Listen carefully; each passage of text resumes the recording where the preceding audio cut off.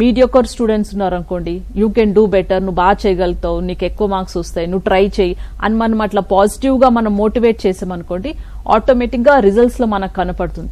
Even తో నేను 100% అయ్యున్నా, actual గా నేను వినేది, నన్ను సపోర్ట్ సిస్టమ్ నాకు ఎలా చెప్తుందని వినేదాన్ని బట్టి ఆటోమేటిక్ గా నా పర్ఫార్మెన్స్ అనేది లో అవుతుంది. సో దీనికి ఏంటంటే ఒక very collaborative approach, collaborative environment, ఆ ఎన్విరాన్మెంట్ అనేది మనం ఇవ్వాలి.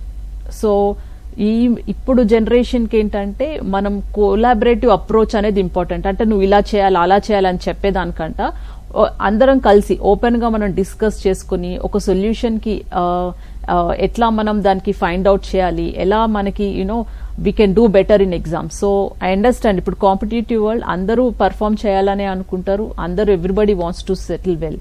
బట్ ఒకటేంటంటే పేరెంట్స్కి నేను చెప్పేది, అకాడమిక్ గానే సక్సెస్ కాదు, దే షుడ్ బి హోలిస్టిక్ గా వాళ్ళు సక్సెస్ఫుల్ అయి ఉండాలి. దానికి మనం లైఫ్ స్కిల్స్ అనేది కూడా పిల్లలకి మనం నేర్పించగలగాలి.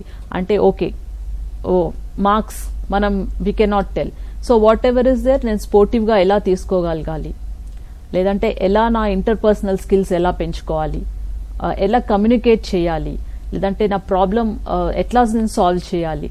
సో ఇవన్నీ కూడా వెరీ ఇంపార్టెంట్ అండి. అపార్ట్ ఫ్రమ్ అంటే ఎగ్జామ్ స్ట్రెస్ ఉంటుంది, బట్ ఎక్స్టర్నల్ సపోర్ట్ మనం ఎలా ఇస్తున్నాం అనేది కూడా ఇంపార్టెంట్. ఈ లైఫ్ స్కిల్స్ అనేది వాళ్ళ లోపల వాళ్ళు ఇంటర్నల్ గా వాళ్ళు ఎట్లా వాళ్ళని హెల్ప్ చేసుకుంటారు అనే దానికి దోహదపడుతుంది.